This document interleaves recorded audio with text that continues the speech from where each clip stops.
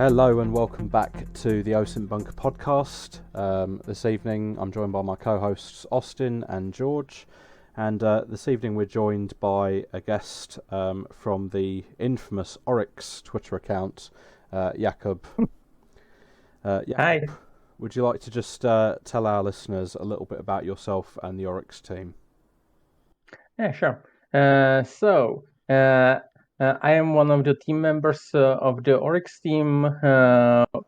We currently pretty much our main activity is counting Russian and Ukrainian losses in this war.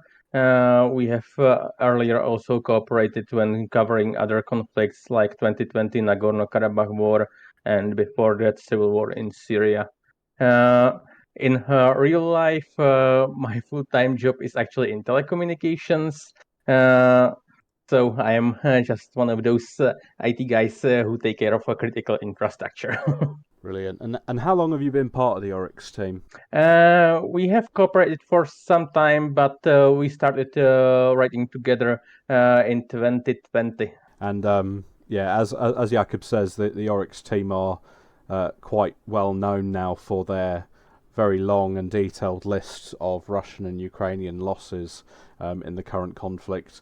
And I think it's fair to say that they're very, very highly respected in both the Osint community and the wider intelligence community around the world, to the point of it being a joke that the US military and the US intelligence services use the Oryx team's figures as a pretty good guide for their own intelligence briefings.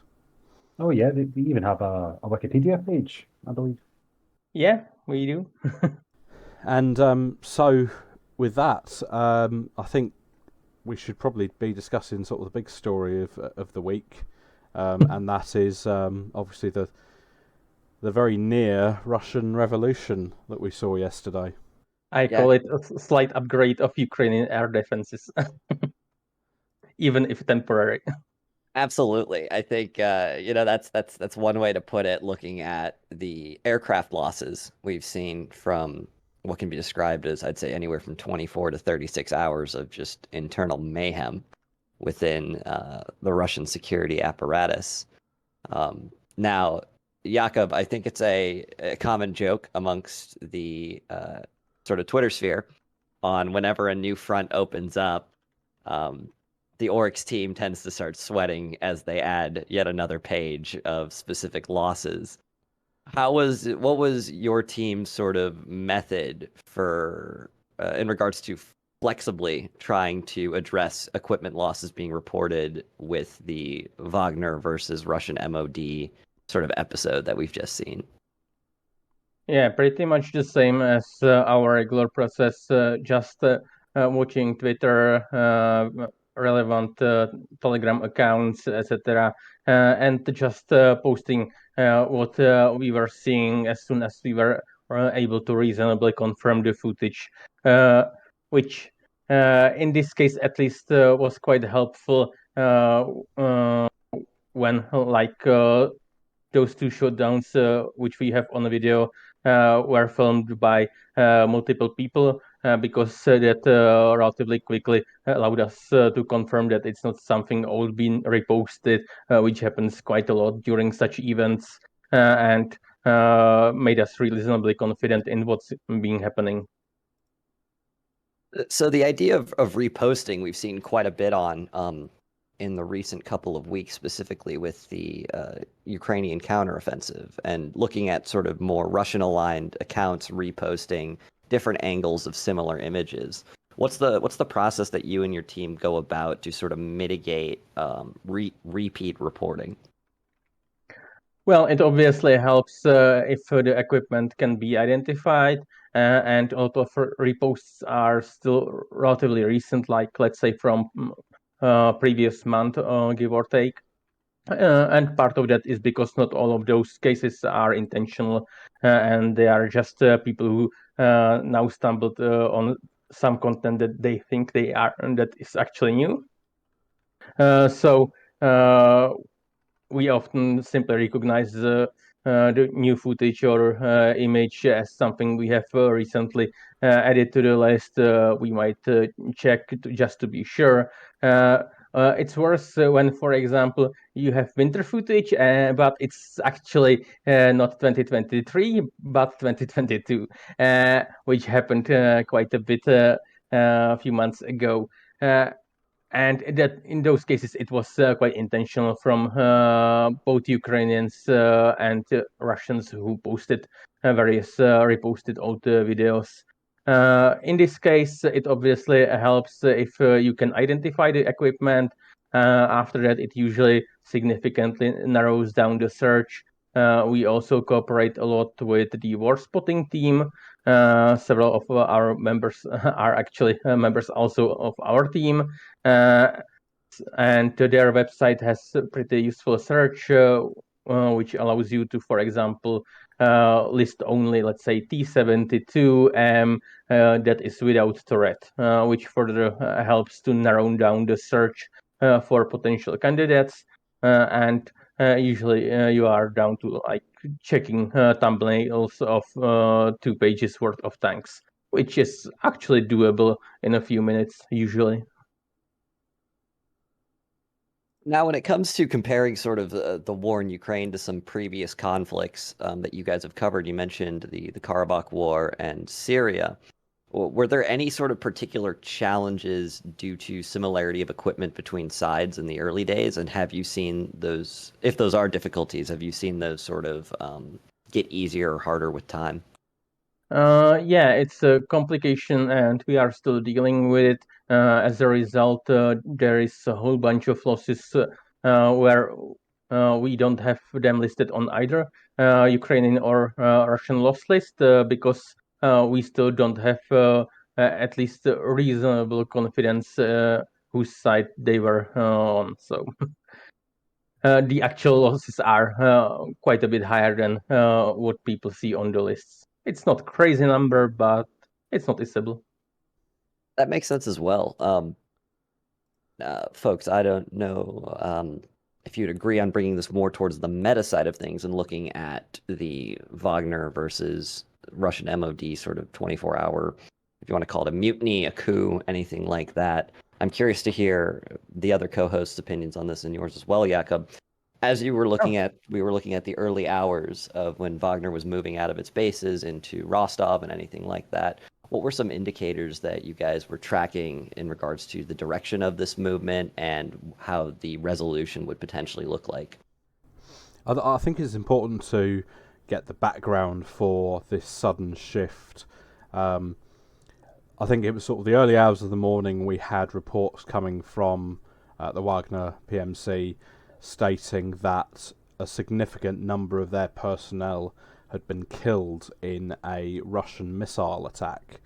Now, I don't know if we've had any sort of firm confirmation of casualties or sort of exact circumstances surrounding that, but the allegation at the time was that somewhere in the region of 1,000 Wagner PMC members had been in a camp that had been hit by Russian-made missiles, and that in response to that, the head of the Wagner group, whose name I am going to absolutely butcher here, and I apologise for that in advance, but Prozhgniv basically turned round and was very, very vocal and very angry and stated that he was now going to take this and was going to respond to this action. And that was sort of when we heard that he was now leading his people in the direction of Moscow, and his stated intention was to hold those responsible for the deaths of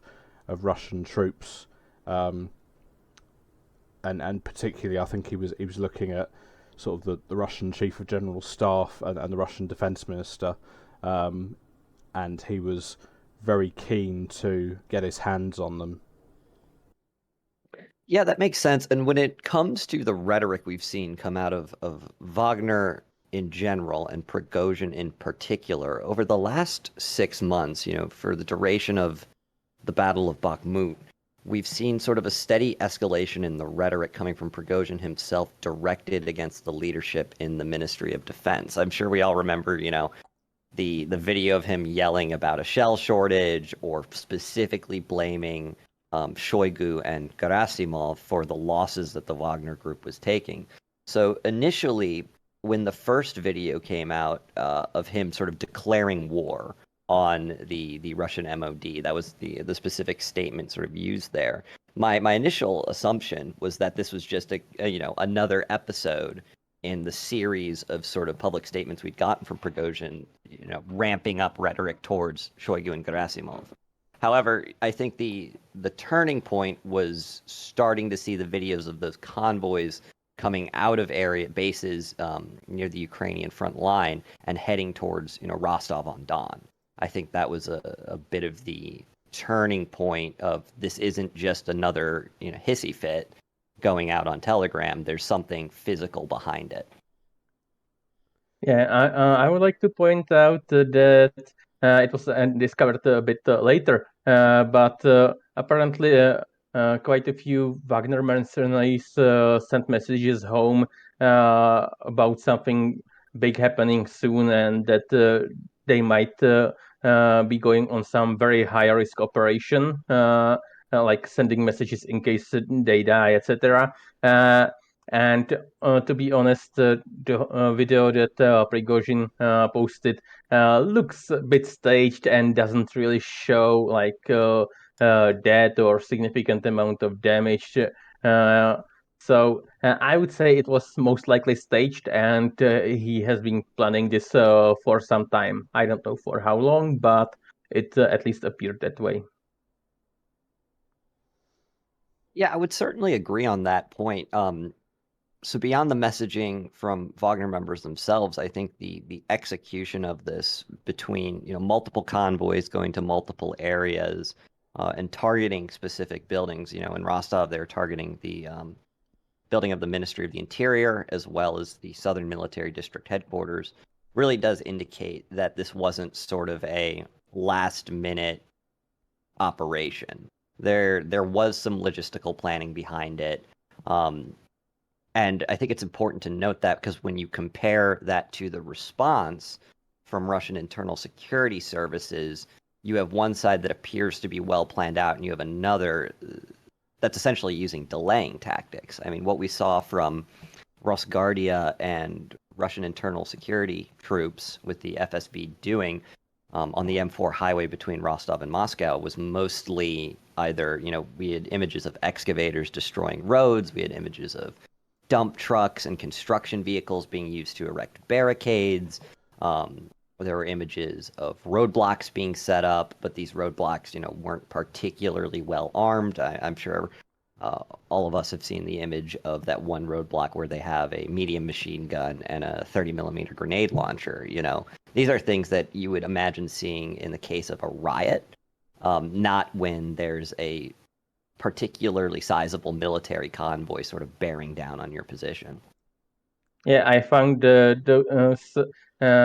like construction vehicles and parked trucks really funny, because if this is how you want to slow down, let alone stop, what appear to be give or take motorized brigade, that's a bit delusional in my opinion, and looked really desperate on their part. Because for any heavy vehicle in that convoy that Wagner sent towards Moscow, clearing those vehicles took like maybe minutes. It was pretty much a joke. A joke is how I describe it as well. And we did see videos of anything from tanks to BTRs being used to just move those trucks out of the way. But I think desperation is the correct term to look at the quantity of some of these roadblocks, how hastily they were constructed, and who was doing it. Like in some cases, it was just local police forces, and that's definitely another sort of indicator at how little heavily armed groups are able to be mobilized quickly within the Russian interior itself. We're talking about a stretch of highway that goes for around 800 kilometers. And along that, if the best that you can muster in a 24-hour period are construction vehicles, then that shows there are very little obstacles to any sort of concerted advance on the capital itself. Yeah, I definitely agree that it's a good indication of how much western parts of Russia are stripped of anything resembling military units and equipment, so that everything possible can be moved to Ukraine. Also, I would make 2 points. One is that even where you see like local police or somebody make those improvised barricades, nobody was actually manning them. They just parked those trucks there or dug up the highway, but there was nobody like with machine guns or anything. Just try to create some obstacle and run away, which also showed that those people weren't exactly happy to be facing like potential heavy weapons fire and be willing to die to, let's say, slow down the convoy a little bit more. One more thing, which I consider quite funny, which we discussed with friends on Twitter, is that what Prigozhin did is actually quite reminiscent to what Russia tried to do on day one of this war. Just trying to blitz decision-making centers and hoping for the best. I think that's exactly correct. I mean, they were using both in the first days of the war and also Wagner a couple of days ago were using already established infrastructure and basically using the quickest way to get to those decision-making centers without, I believe that the Russian military in February of 2022 had far more capability to, fan out and seize territory more methodically than, what could be 1 to 3 brigades of Wagner troops. But that being said, I think that the word used in the early days of Russia-Ukraine, specifically in Kharkiv, were attempted thunder runs. And I think that's exactly what we saw Wagner trying to do with Moscow. The UK news coverage of the whole thing was at times quite amusing, because it was very apparent that generally the media over here were somewhat baffled by what was going on. And one particularly large news organisation, which I won't name and shame on this occasion, had to clarify for its viewers that the motorway being referred to was not in fact the M4 in the UK, but was in fact a Russian motorway. Yeah, I heard that. That was really funny. But I think it's fair to say that the UK media were not alone, and generally the kind of the confusion that was caused by part of Russia turning against Russia, and I know from the amount of memes that came out in sort of the 24-hour period, I don't think we've seen anything quite on that scale since the start of this conflict. The Darth Putin account, which is a personal favourite of mine, and I'm sure many others, was tweeting things like Russia is invading Russia to protect Russia from NATO, who were invading Russia. Yeah, it was actually quite confusing for some news media because M4 is a relatively common name for some highway.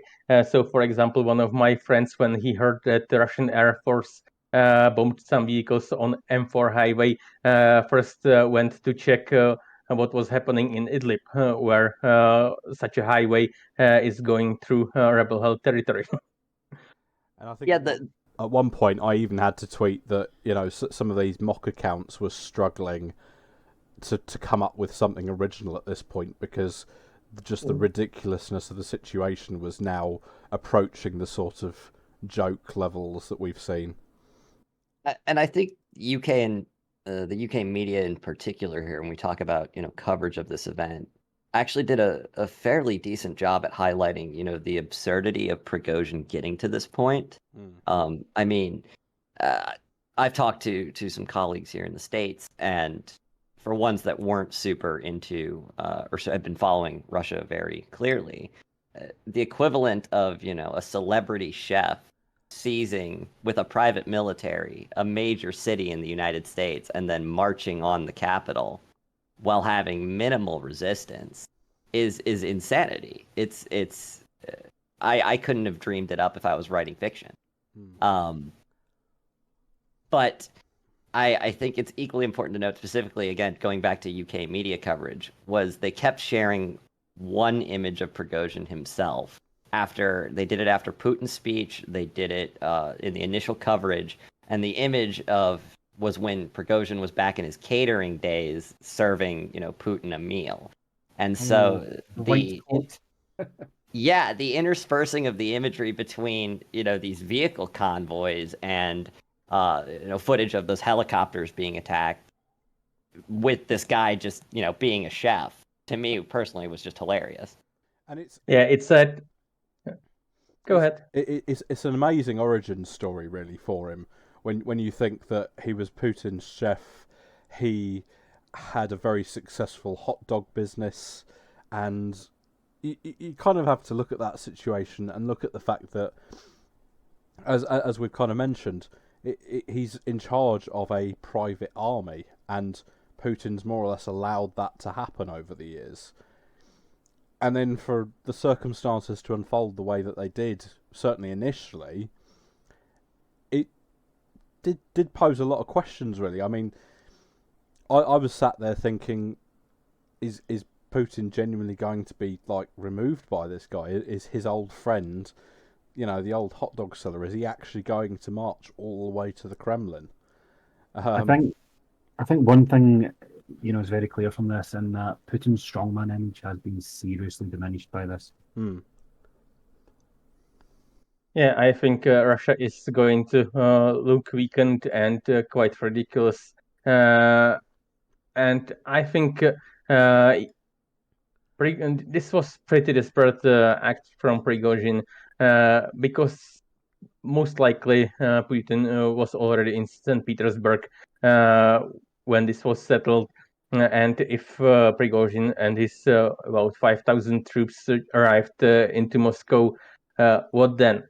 Because 5,000 troops is not that many in such a large city. They could have occupied some buildings and, let's say, fought some local garrison and police and whatnot, but their forces would be either so diluted in such a large city, or they would be controlling very small area. So I didn't see how they could have actually overthrown Putin. Taking over MOD building, maybe that would be plausible, but still it wouldn't change the outcome. I agree. And specifically when you look at the amount of forces they had, and also looking at historical coup attempts that have either succeeded or failed, the objectives are far different than a standard conventional invasion. You're not looking to seize territory. You're looking to dominate, telecommunication centers. You're looking to dominate the narrative, and you're also looking to disable or remove decision makers. And even though Wagner was moving far quicker than anyone had really expected, there was still ample amount of time for Russian executive transport flights, assumably to evacuate leadership to anywhere from St. Petersburg to other, decision-making centers. So if Wagner had continued on and gotten to Moscow, like Jakub was saying, I agree that they probably would have been able to seize some buildings, but then the question becomes, what now? Because if we look at the Turkish coup attempt in 2016, the opposition forces did seize buildings in Istanbul. And even after doing that, they just really didn't have the staying power to face the rest of the Turkish military in tandem with all of the protesters that had shown up. So I very much agree. Once the decision makers had left Moscow, there wasn't much more of an objective there unless they wanted to make some sort of symbolic stand. Still, I think there is a reasonable case to be made that this showed how weak Russia is for this case, this kind of scenario. Because if this started as a real authentic coup, not just wanted to, let's say, get rid of Gerasimov, etc. And if this started in Moscow, not like 1,000 kilometers south of it, I think given how stripped Moscow and its region is of military units, that such a coup would have a reasonable chance of very quickly succeeding. And I think that was an indicator of just how concerned the Russian leadership perhaps were, because as much as Wagner didn't get all the way to Moscow, there was a point where we started seeing some VIP flights departing from Moscow and heading to surrounding cities. Now, admittedly, we don't know who was on those flights, and it could have been pretty much anyone. It could have been families of senior officials. It could have been the senior officials themselves. Vladimir Putin could have absolutely panicked and gotten on one of the flights himself, for all we know. But there was clearly a recognition from them that there wasn't an awful lot standing between Wagner and Moscow, and obviously the way that things unfolded, and as you say, the fact that Wagner could have gotten to Moscow and ultimately taken a few buildings, but probably wouldn't have actually captured anyone of any real importance. I think that was probably part of why the situation concluded the way that it has. Although even then, the circumstances around Putin sort of effectively sending the head of Wagner to Belarus and the rest of the Wagner forces returning to their bases all of a sudden, I think there's still quite a lot of questions to be asked about that.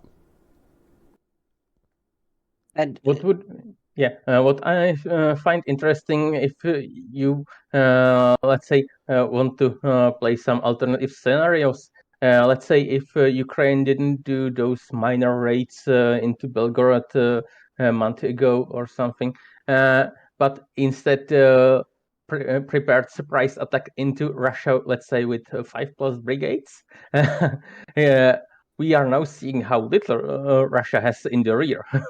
It could be quite interesting to play such a scenario, how it would come out.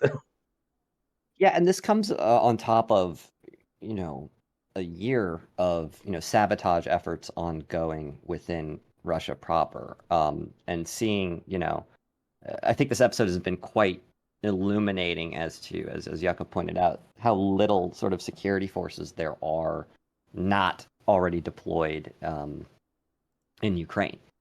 And so the minor success of the raids into Belgorod, and now looking at this episode in Rostov and Voronezh, I really do illustrate that the vast majority of the Russian military that's capable of combat is in Ukraine. And they don't have the capability to change that posture quickly at all.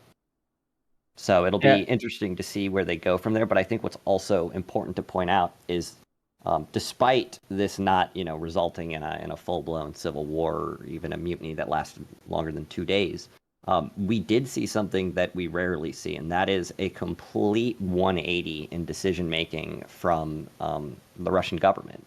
It took less than, I believe, 12 to 18 hours from the Russian government, levying criminal charges on Prigozhin himself, and then Putin coming out and describing the mutiny as treasonous, and that, these people will be brought to justice.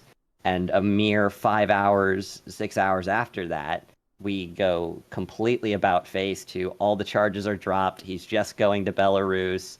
We're not pursuing prosecution. So it is a severe loss of face for Putin, because to go from calling someone a traitor to saying everything's chummy is, that's a strike at legitimacy for certain. I agree. Even the future of Wagner is in question now, isn't it? Because the Kremlin has hinted at the dissolution of the group. More so, Putin suggested bringing all volunteer units under the control of the defense minister. So, from what I read, the conditions they agreed is that Wagner troops who took part in this will go to Africa, and those who didn't take part will be absorbed into MOD units. So Wagner is pretty much gone, except it might for some time exist as an expeditionary force in Africa, Middle East, and who knows where.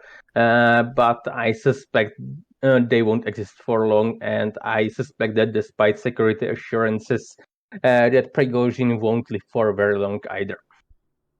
Putin doesn't tolerate what he considers to be a betrayal all that well. Yeah, so Prigozhin needs to stay away from balconies and hospital windows and, well, any other sort of window, really. Yeah, early retirement in Belarus doesn't seem particularly likely for this day. Also avoids any tea. Yeah, I'm in full agreement there. I believe many sort of Wagner commanders are currently measuring the exact heights of their respective staircases right now.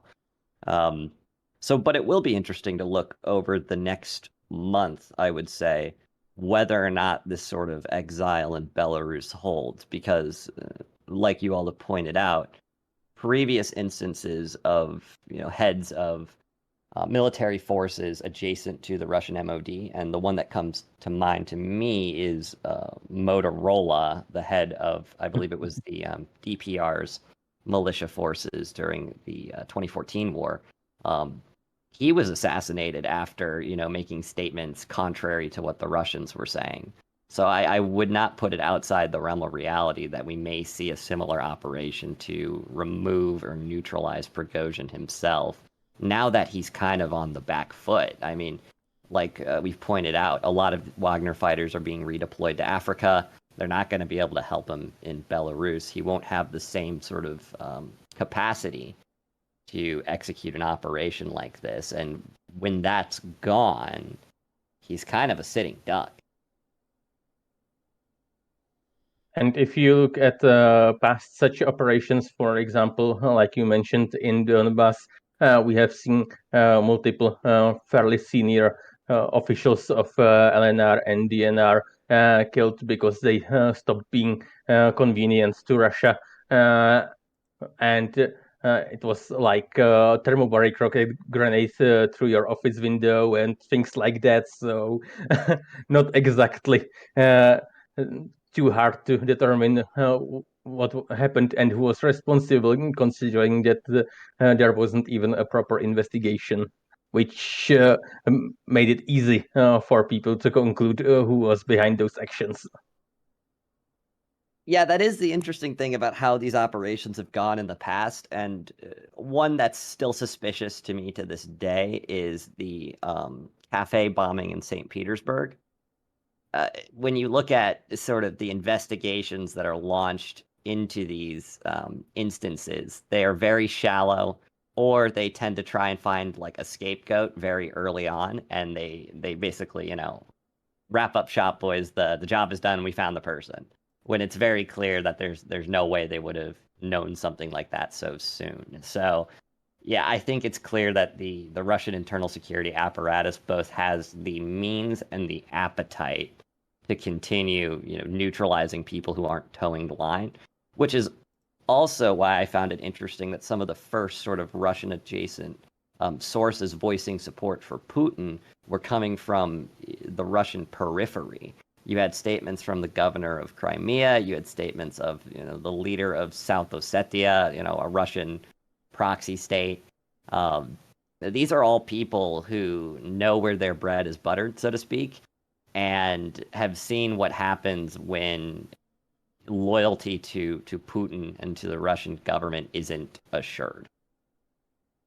In my opinion, this event also indicates one of those things or mix of them. Either Russian internal security is completely incompetent in terms of predicting this and warning Putin and other senior officials about this, let alone discovering specific plans for it, or Putin and other senior officials not reacting to that intel sufficiently or in time, which neither of those are very good things for the Russian government and its future, especially given their already miserable performance in Ukraine. So I think this actually brings us to a topic that's relevant to the larger war in Ukraine. And something that we've been harping on for the last year is as this war has gone on, we've seen a degradation in capabilities from the Russians in particular, whether it's flight hours for aircraft or available experienced tank crews. I think likewise, this is a really good example of that affecting Russian intelligence services. I'm sure we all remember about a year and a half ago when there was a large-scale sort of purge within the FSB. And I think whether we're talking about large-scale mobilization, the need for more manpower conducting intelligence in Ukraine itself, or simply, former FSB agents being needed for the front, we've seen the Russian ability to conduct internal security degrade alongside, its military capabilities in Ukraine. And so a question that I have for you, Jakub, is specifically when it comes to the Oryx project and tracking sort of equipment losses and anything like that. Are there any trends that you guys have been following that indicate sort of this capabilities of the Russian military or the Ukrainian military degrading over time in a large way? Yes, we are seeing over time. If you compare data from one month after another, that the percentage of modern equipment among the losses is steadily decreasing and being replaced by ex-Soviet equipment / junk, depending on how old equipment you are talking about, because already last summer we have seen a significant amount of T-80BVs, which is variant from mid-80s, being reactivated from storage and sent as a replacement for lost tanks. And this continued and now we are down to T-55s being sent as VBIEDs loaded with 6 tons of explosives, which I found really ridiculous. Yeah, I was going to bring up that instance in particular because that was a huge signal, sort of that. I mean, that's the use of an older armored vehicle as a VVID is something that I was more sort of used to seeing in Syria. So to see that being used in Ukraine was odd at first glance, but also I think shows a bit of desperation because, like you mentioned, some of this old Soviet equipment, particularly T-55s, aren't particularly useful going up against any sort of equipment built after 1980. So the conversion of them into these armored VBIEDs is curious, kind of funny. But I'm interested in. So I've seen the one video. Have you seen anything indicating that this is a trend for some of these older equipment to basically just be used as mobile bombs? Yeah, we have seen, I think, 2 or 3 more MTLBs, which are essentially minimally armored and minimally armed tractors / APCs, which have been also used as VBIEDs. Some of them parked, allowing Ukrainian troops to get close and then detonating them. Others, just like that tank, just being driven towards the front line and driver jumping a few hundred meters out and hoping that it will actually get to the target. So it's not the first case. We have seen first one actually in, I think, Bakhmut or somewhere near it. But from what I recall from a friend of mine, Hugo Kaman, who writes about VBIEDs a lot, the case with T-54, 55 was actually in the same area as, I think, 2 more. So it might be some improvisation of some specific unit. Also, I would speculate, and I stress speculate, that some of this might be also due to equipment not being in good shape and either no prospect of being repaired or being repaired anytime soon. So the unit might decide that if the tank, let's say, can't move its turret or shoot or do something else useful, they might as well load it with explosive and try this. But that's it. That's a theory. So that speculation, I do think, is important as well, because something in the early days of the conflict that was mentioned quite a bit was the finding of European subsystems within more modern Russian equipment. Looking at the Russian capability to manufacture these subsystems and seeing that, I don't believe T-55s were manufactured past past the 70s, to my knowledge, but I'd have to check that. So I don't think it's a large jump in logic to assume that in the case where some of these really old pieces of equipment have a turret ring fail, or the gunner sight isn't operating, or even the cannon can't fire, not having any prospect or not having any sort of company manufacturing or having the ability to cannibalize that part from another vehicle, the sort of use of that, tank as an improvised explosive device is sort of a last ditch sort of only option where you use it or lose it. Yeah, I think they probably have some spare parts, at least from other equipment that is in storage. But if you request, let's say, some part for your T-54, even if it goes through all the bureaucracy and the unit which has it in storage dismantles another one and sends it to you, it might arrive in a month at best.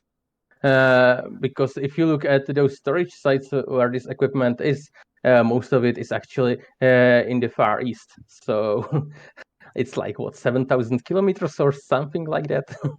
Nobody will airlift like engine transmission for you.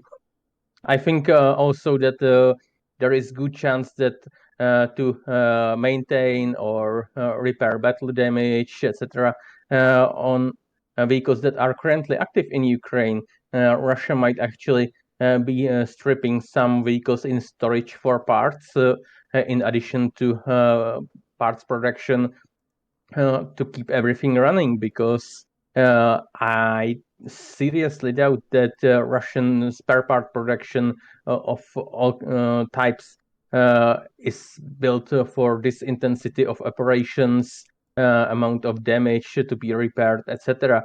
So if you are making, let's say, 20 transmissions a month at peak, and you need, let's say, to replace 50 of them, you need to get those 30 extra somewhere. So some of the vehicles that actually exist, unlike those that are only on paper in Russian storage, as we have seen with many their tanks, might actually be dismantled for this purpose, especially those in relatively worse condition that would take more time and more effort to reactivate. Yeah, I think that was very succinctly put. No disagreements from my end whatsoever. I think moving to another topic here, I'd be curious, Jakub, to hear sort of your opinion on where the Ukraine war sits now, having done all of your analysis. Where do you potentially see it going? And then after that, I'd like to ask a couple of more questions about the Oryx project itself. Sure. So my personal opinion is that Ukraine still have a decent chance of breaking the land bridge, but it will definitely be slow and bloody. And I don't think there is currently prospect of liberating all of occupied Ukrainian territory by force anytime soon. Over time, sure, but not likely to happen like this year, probably. And it will depend a lot on what else is West willing to supply in terms of equipment, ammunition, and obviously in terms of ongoing support. So that's a bit of a guessing game. I expect that Europe won't be a problem in this regard, because EU already committed like 50 billion euro in a multi-year economic support package, and various European companies are like ramping up production of weapons and ammunition with expectation that it will be going to Ukraine, and they already have like at least a lot of them have signed contracts with government for number of years. I'm not sure what the US politics will do in this regard. I am reasonably optimistic that at least another pretty big package of military aid will go to Ukraine. Probably no more economic aid, I would guess, but that's my guess just. And everything else is a bit too hard to predict because it depends what's going to happen. I think that's very well put as well. Now, talking about the Oryx project, I'm sure many of our listeners and ourselves all read the statement you guys put out that you will sadly be sort of sunsetting the project, I believe, in either August or September. What was sort of the calculus behind this decision? And we all understand that you guys have put thousands upon thousands of man hours into this project. So I'm just curious as to sort of your opinion on the decision making behind this, as well as what do you think the future holds for the team and its members? Yeah, so our let's say team in Netherlands is essentially retiring, and since the admin is pretty much burned out, he decided to end the project. I have said that I intend to at least try to finish documenting Ukrainian and Russian losses until the end of the war. Obviously, this will require some help, so I will likely be joining my colleagues from the war spotting team, helping them. And we have admin access to the website, so we can continue uploading them. Oryx doesn't care if we continue or not with this effort. So I think it's a worthwhile effort. But this will be pretty much our final project, and no other work on the Oryx blog is planned. So maybe I will be doing something else later, maybe joining some other team or working on something else. We will see. There are plenty of things to work on in this field. Yeah, well, thank you for answering that. I hope that I honestly hope that the entire team finds a place where they can continue doing just the absolute stand-up work that they have been doing and that y'all have been doing. No further questions from me. Yeah, I would just add that for us it was just a hobby we did for free, not as a job or anything. And obviously the scale of work on this war was quite overwhelming, and it's relatively easy to burn out on a hobby that you are spending like, let's say, 6 hours a day working on. Yeah, and you and I have had a brief conversation about that, Jakub, and the fact that, as you say, it's done for free, and the vast majority of us in the Osint community do what we do for free. We don't get anything out of it, particularly with the quality of the work that you guys have done, and particularly, as I said at the start of the episode, the fact that it's kind of an accepted, albeit unconfirmed, statement that the figures and the research you guys do is taken as fact by intelligence services in several parts of the world, and ultimately, unfortunately, there does come a point where you do get burnout, or where having to do it all for free does eventually lead to a point where you can't continue, and your loss. The loss of the Oryx team and the project as a whole is obviously going to be a huge deal for a lot of us who obviously follow your work, and for the wider community as well. we can but hope that someday there will be some sort of funding put in place to allow work like yours to either restart or to at the very least continue.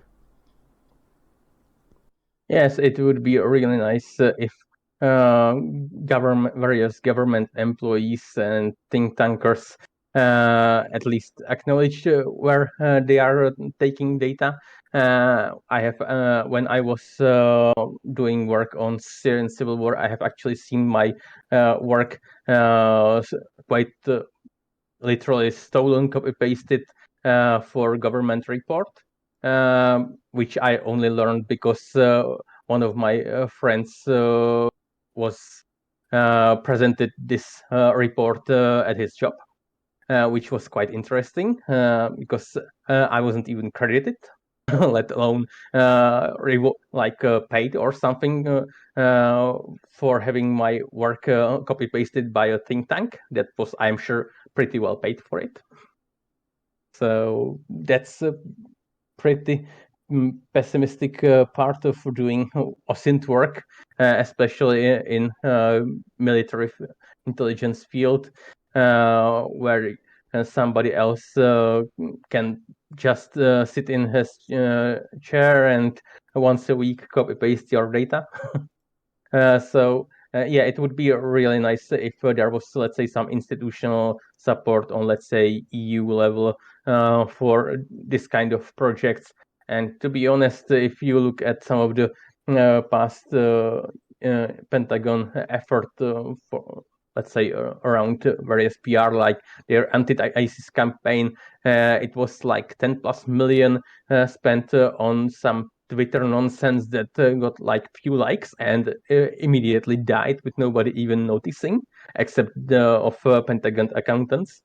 Like, I'm sure those governments could spare some reasonable amount of money to pay people a living wage to do this professionally, or at least be contracted out on some sustainable basis, because obviously nobody is going to be doing this in like, okay, now I will document losses in this small regional war and wait 2 years for another project. There needs to be some sustainability. Yeah, and I guess my hope is we have seen over, the past 2 years far more interest, whether that's from the public or from institutions, into work like what you guys are doing, and then open source intelligence in general. And so my hope is that that sort of institutional support continues to grow to a point where projects like Oryx can be sort of sustainably funded and can be sustainably staffed. I think an issue that all of us have run into has been burnout with the sheer amount of information to cover and to discuss, to write about, and everything like that. So I think the trends right now do look positive. However, institutions move slowly. And so the question is going to be whether institutional support materializes in a large way to sort of ensure that projects like Oryx can be funded, and it's not just a bunch of folks doing a ton of work for absolutely free. Yeah, here I would also add that since so many people asked about it, the blog itself will be preserved. We will pretty much, after we finish our work, arrange for fees. There are like few dollars a year or something to be paid, and the website will stay up with all the data, etc. And we'll obviously be cooperating with number of people on war spotting team with whom we are already sharing data. So the work will be preserved in both original forms and as adapted by others. Because, for example, war spotting team has very similar list like ours, but even more conservative.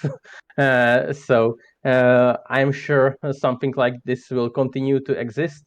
But having some organizational support and structure would definitely help in the future, because even if people, for example, don't burn out, people might have some family commitments, work issues or something, or somebody might have health issues. So sooner or later, everyone will stop working on given project and move on either to some other project or completely out and just stay as an observer. So there needs to be both attraction of new talent and obviously some sustainability. Yeah, and on that note, I think we will bring this episode to a close. Jakub, thank you very much for joining us, mate. It's been a pleasure having you. Yeah, no problem. It's great talking to you. And yeah, as I say, we will call it a day there. So, ladies and gentlemen, thank you very much for listening. This has been Season 5, Episode 7 of the Osint podcast. And we will catch you in the next episode.